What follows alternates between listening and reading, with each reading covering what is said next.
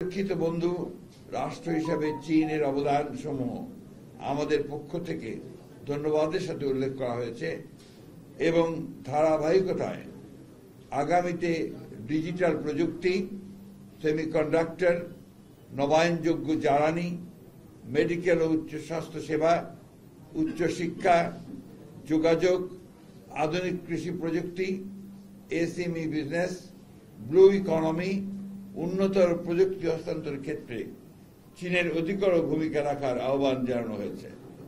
চীনের পক্ষ থেকে এ ব্যাপারে ইতিবাচক অবস্থান সুস্পষ্টভাবে উল্লেখিত হয়েছে।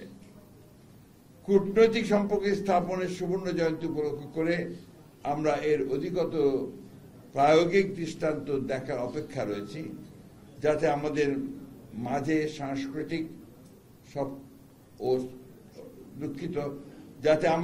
সাংস্কৃতিক সফর বিনিময় প্রযুক্তি হস্তান্তরের মাধ্যমে সেটা আরো দৃঢ়তর হতে পারে। আমরা মায়ানমারের রাখাইন রাজ্যের রোহিঙ্গা নাগরিকদের নিরাপত্তে স্বেচ্ছা সম্মানজনক প্রত্যাবর্তনের ব্যাপারে চীনের অধিকতর এবং কার্যকর ভূমিকা রাখার আহ্বান জানিয়েছি। আমাদের পক্ষ থেকে পারস্পরিক মর্যাদা সমুন্নত রেখে উন্নয়ন ও সমৃদ্ধির ভাবনায় এমন সহযোগিতা আহ্বান জানিয়েছি যেখানে জনগণ ও জনকল্যাণের অগ্রাধিকার যেন থাকে সর্বোচ্চ স্থানে। আঞ্চলিক ও ভূ রাজনৈতিক পরিবর্তিত পরিস্থিতি বিবেচনায় নির্যাতিতদের পক্ষে তাদের অবস্থানকে আমরা সম্মানের সাথে অভিনন্দিত করেছি এবং এর ব্যাপকতা দৃশ্যমানতার আহ্বান জানিয়েছি। চীনের সাথে আমাদের সৌহার্দ্যপূর্ণ সম্পর্কের পাশাপাশি গুরুত্বপূর্ণ প্রতিবেশী এবং বৃহৎ উন্নয়ন সহযোগীদের সাথে আমাদের সুসম্পর্ক ক্রমবর্ধমানভাবে উন্নয়নের ধারাবাহিকতা অব্যাহত রাখার ব্যাপারে চীন এবং আমাদের অভিন্ন অবস্থান বৈঠকগুলিতে সুস্পষ্টভাবে ব্যক্ত হয়েছে। চীনের পররাষ্ট্র মন্ত্রণালয়ের ভাইস মিনিস্টার সুং ওয়েডং এর সাথে সফরের দ্বিতীয় দিনে আমরা পারস্পরিক স্বার্থ সংশ্লিষ্ট বিষয়ে কথা বলেছি এবং বাংলাদেশের অবকাঠামো, পরিবেশ ও প্রযুক্তি উন্নয়নে তাদের সহযোগিতা বৃদ্ধির আহ্বান জানিয়েছি। বাংলাদেশের শ্রমশক্তি সক্ষমতা, উন্নত বিনিয়োগ পরিবেশ ও বিনিয়োগের নিরাপত্তার বিষয়টিও আমরা ইতিবাচক হিসাবে উপস্থাপন করেছি। বিগত 17 বছরের অনাকাঙ্ক্ষিত রাজনৈতিক বাস্তবতায় ক্ষতিগ্রস্ত অর্থনীতিকে সহনীয় করতে আমরা ঋণ পরিশোধ সময়সীমা বৃদ্ধি, বিভিন্ন ফি পুনর্বিবেচনা এবং অনুদানের সম্ভাব্যতার বিষয়েও তাদের সহায়তা চেয়েছি, যেন তারা সহানুভূতির সাথে বিবেচনার আশ্বাস দিয়েছেন। বাংলাদেশ চীন ফ্রেন্ডশিপ হাসপাতাল নির্মাণ, দেশের উত্তরাঞ্চলে উৎপাদিত কৃষি পণ্য সংরক্ষণ, রপ্তানির সুযোগ বৃদ্ধির বাস্তব পদক্ষেপ, কুনমিংয়ে 4টি বিশেষায়িত হাসপাতালে বাংলাদেশি রোগীদের চিকিৎসা সহজতর করা, চীন বাংলাদেশের মাঝে স্থলপথে আন্তর্জাতিক যোগাযোগ স্থাপনের উদ্যোগ, এগুলো আমাদের আলোচ্য সূচি ছিল, যা ইতিবাচকভাবে সম্পন্ন হয়েছে।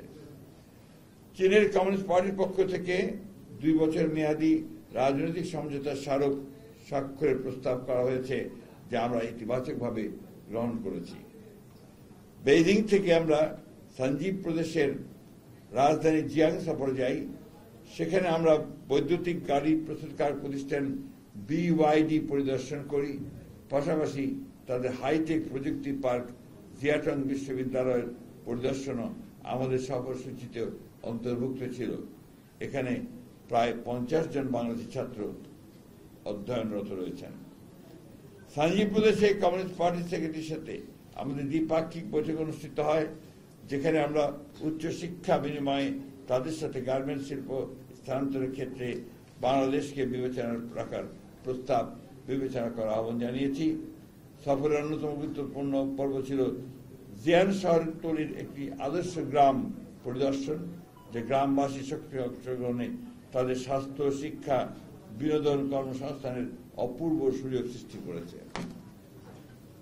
একই সাথে আমরা জিয়ান মহানগরীর একটি কমিউনিটি ইউনিট পরিদর্শন করি, যা স্বেচ্ছাশ্রম ও জনকল্যাণ শিক্ষার একটি সমন্বিত অনুপম উদাহরণ।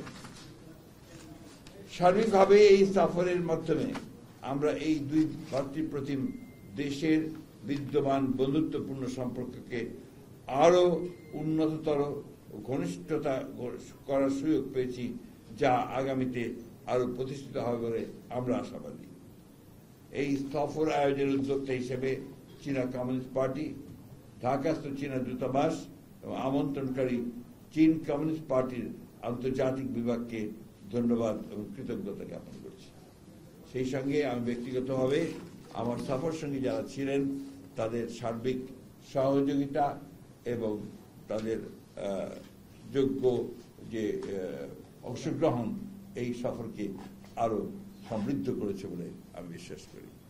ধন্যবাদ সকলকে। একই চীন ছাড়া আর কোনো সমস্যা নেই। আজকে চীন ছাড়া আমরা আর কোনো প্রশ্ন নেব না। চীনে আপনাদের সফরকালে যে সমস্ত প্রোগ্রাম বললেন আপনারা, তার বাইরে তিস্তা প্রকল্প নিয়ে কোনো আলোচনা হয়েছে? তিস্তা প্রোগ্রাম নিয়ে আমরা আলোচনা করেছি এবং আমরা আমাদের যে প্রয়োজন সেই প্রয়োজনটা আমরা ব্যাখ্যা করেছি এবং তারা এটাতে ইতিবাচকভাবে সাড়াও দিয়েছেন, এটার উপরে তারা কাজ করছেন। আমরা অবশ্যই তাদের যে প্রস্তাব যদি তারা দেয় সেই বিষয়টা আমরা ভবিষ্যতে যদি আমরা কখনো সরকার পরিচালনার দায়িত্বে আসি তখন সেটা আমরা অত্যন্ত ইতিবাচকভাবেই দেখব বলে আমরা বলেছি।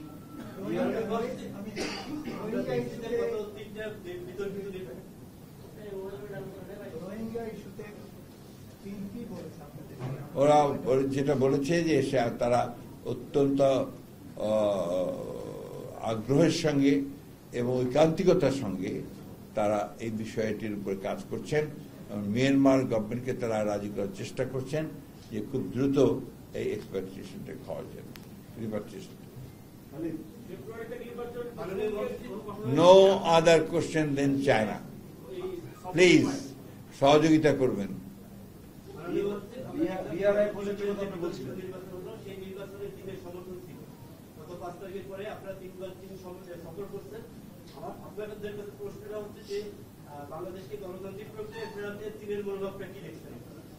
অত্যন্ত পজিটিভ দেখেছি।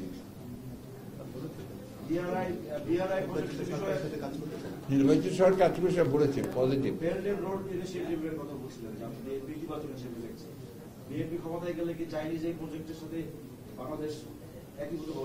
অনেকগুলো কাজই আছে যেগুলো ইতিমধ্যে হয়েছে, আর যদি তার কোনো কাজ থাকে আমরা সরকার এবং বাংলাদেশ মনে করে যে সেই কাজগুলো বাংলাদেশের জন্য ইতিবাচক হবে তাহলে নিঃসন্দেহে সেটা বিবেচনা করা হবে।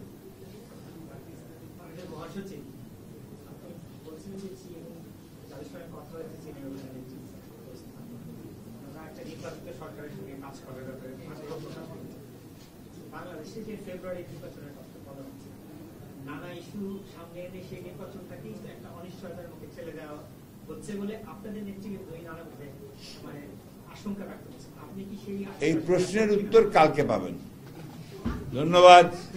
আজকে চীন ব্যাং ব্যাং ছাড়া আর কোন ঠিক আছে। আপনাদের সঙ্গে বলা হয় পার্শ্ববর্তী একটা দেশের সঙ্গে আপনাদের সম্পর্ক, রাজনৈতিক সম্পর্ক বিগত 2 বছরে অতটা টানাপোড়েনের মধ্যে দিয়ে গেছে। সেই দৃষ্টিকোণ থেকে কি আপনারা আসলে চীনের সঙ্গে বন্ধুত্বটা আপনারা আরো দৃঢ় করার চেষ্টা করছেন? চীনের আগ্রহ যথেষ্ট রয়েছে যে আমরা আমাদের প্রতিবেশীদের সঙ্গে সুসম্পর্ক রাখি।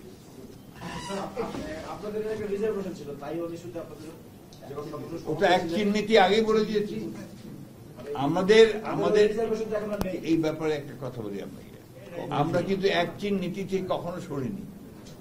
তাইওয়ানের একটা ট্রেড সেন্টার এখানে কিছু কয়েকদিনের জন্য খোলা হয়েছে, কয়েকদিনের জন্য কিছু, তারপরে সেটাকে সরিয়ে দেওয়া হয়েছে। আর এইখান থেকে আমরা কখনো সরিনি। এটা আবার আমরা রিটায়ার করেছি, আবার বারবার করে বলেছি, আমরা আপনাদের উল্লেখ করেছি।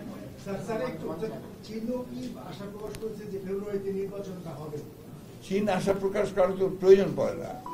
চীন আশা প্রকাশ করেছে যে নির্বাচিত সরকারের সঙ্গে তারা আরো গভীর দৃঢ়তার সঙ্গে, আন্তরিকতার সঙ্গে, ভালোবাসার সঙ্গে, প্রেমের সঙ্গে কাজ করবে। Thank you.